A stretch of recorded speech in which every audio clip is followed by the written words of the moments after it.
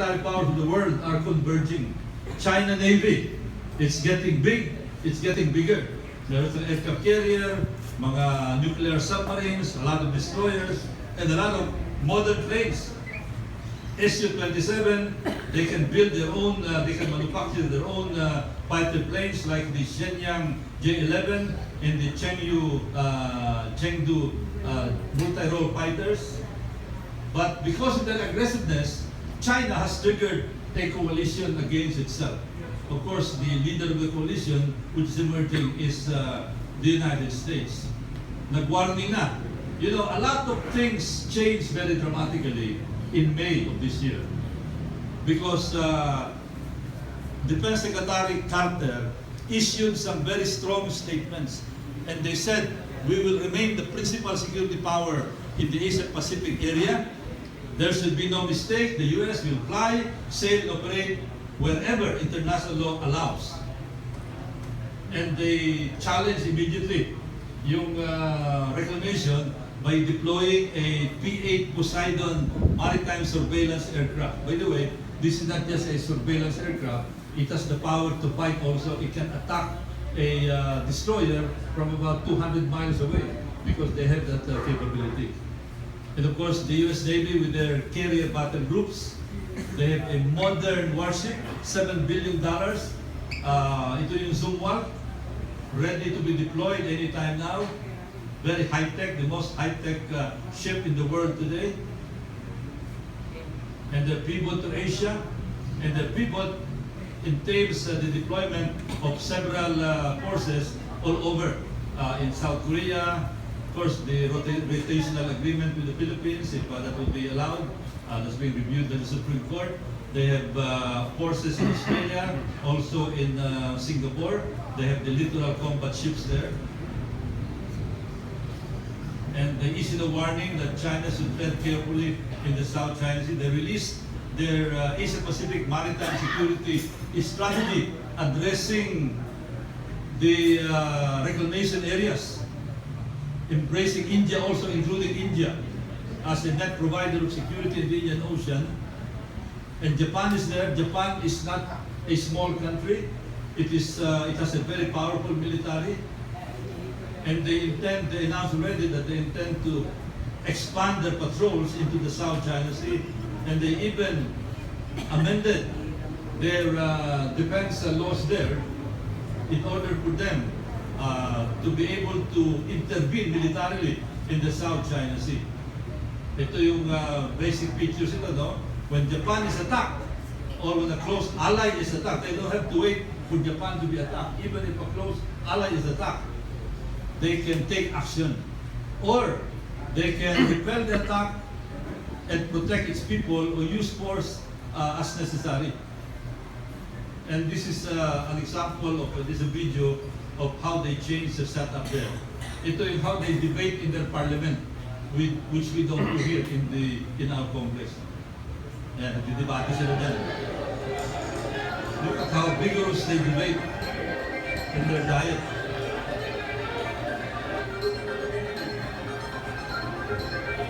Ito, new laws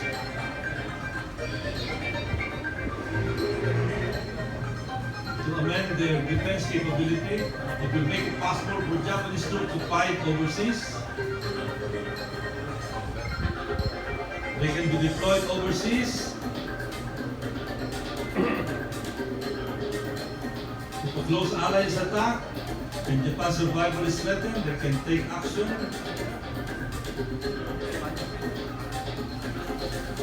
So the security situation in this area is rapidly changing because of China's aggressiveness.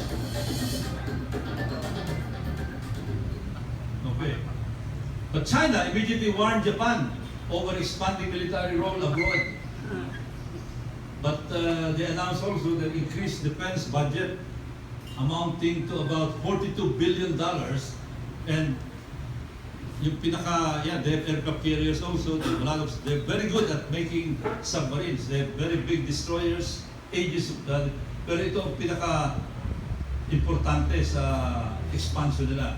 They're ordering 42 F-35A. Ito yung the latest the most sophisticated fighter plane in the world today. They're ordering 42 from the US and another 28. So, pag na-deliver na ito, and this is going to happen next year or maybe 2017, that will be a game changer in the security situation. Ito yung mga F-35 Lightnings. No? India is also there. India nag-declare they monitor shipping in the South China Sea because they have a stake there.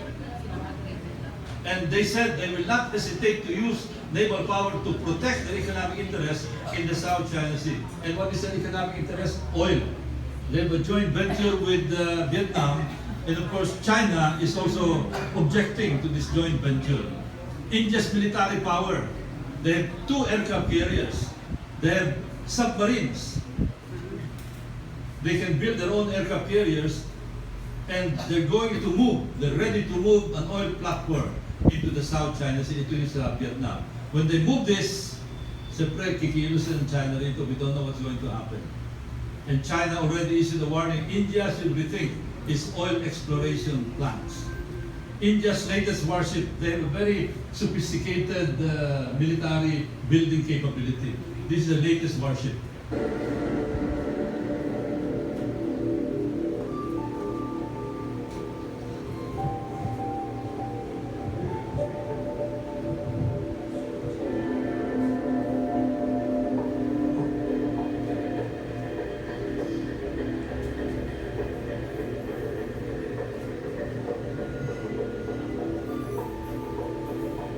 It's a very big destroyer.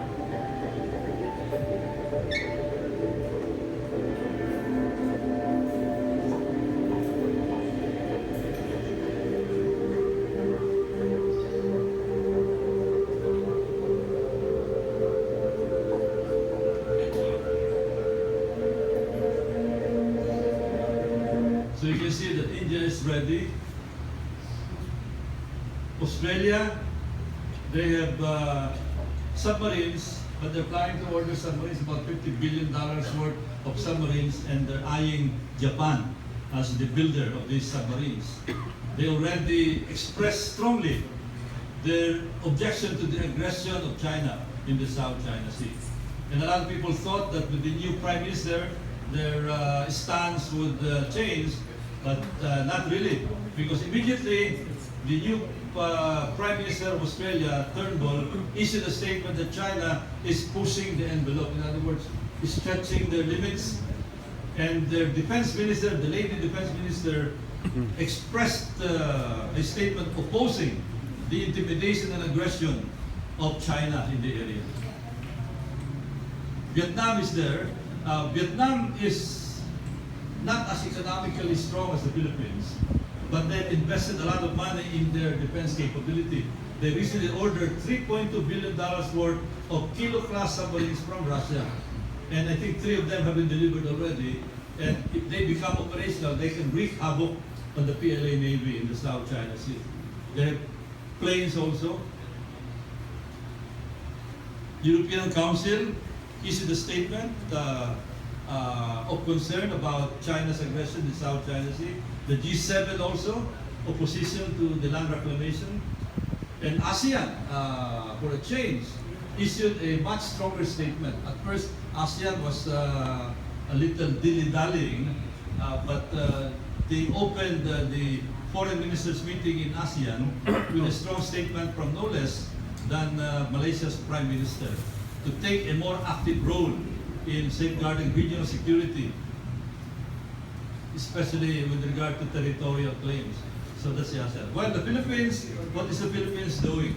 Because the Philippines is doing diplomacy through the case that we filed in the arbitral tribunal.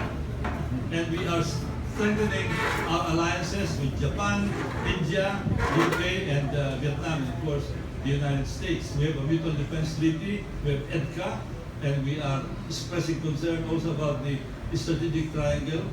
AAP modernization, unfortunately, a lot of people think that what we need is what we call the asymmetrical strategy, asymmetric warfare strategy. Parang David and Goliath. You are Goliath, you have a big sword, you're David, you're small, you use a slingshot. You don't use a sword against Goliath. We don't use frigates, aircraft carriers and the planes against China, but we use what we call the anti-access area denial strategy. Swarm tactics using missile boats, frigates, missile-capable small boats, and land-based missiles. Ito ang idea ng marami, including myself. Second-hand frigates so they can be immediately deployed. We don't have to wait 3 years. Small missile boats like the one that Iran is using against the US fleet in the Persian Gulf, and the Hayabusa missile boats, and of course land-based missiles. Unfortunately, yung pagbili ng second-hand frigate was cancelled, and instead the government is going to order brand new, pero hindi pa nag-bid out ito. And it's going to take 3-4 years. Plus, it's more expensive. This one, dapat noong 2013 pa, nasa atin ito eh. But for some reason, this was cancelled. Ito yung Maestrale. May pwede tayong bumili ng mga second-hand F-15s or F-16s, but instead, we bought FA-50 from Korea, 12 of them, costing about 18 billion pesos. And the no less than the incumbent National Security Advisor in the Senate hearing said, the South China Sea row is the biggest security threat for the Philippines. So, ang ibig sabihin, kailangan natin ng defense dyan. Pero nangyari, kinancel yung sword-based missile system natin, and instead, the government, the AFP decided to order helmets and vests. Kailangan natin missile eh. Why do we need missiles? To protect our shores, our seas. At pag meron tayong missile, if you are a commander of a frigate or a destroyer out there, you're going to be worried about these shore-based missiles like this. Okay, namasalubong mo doon. Instead of helmets. Ayan.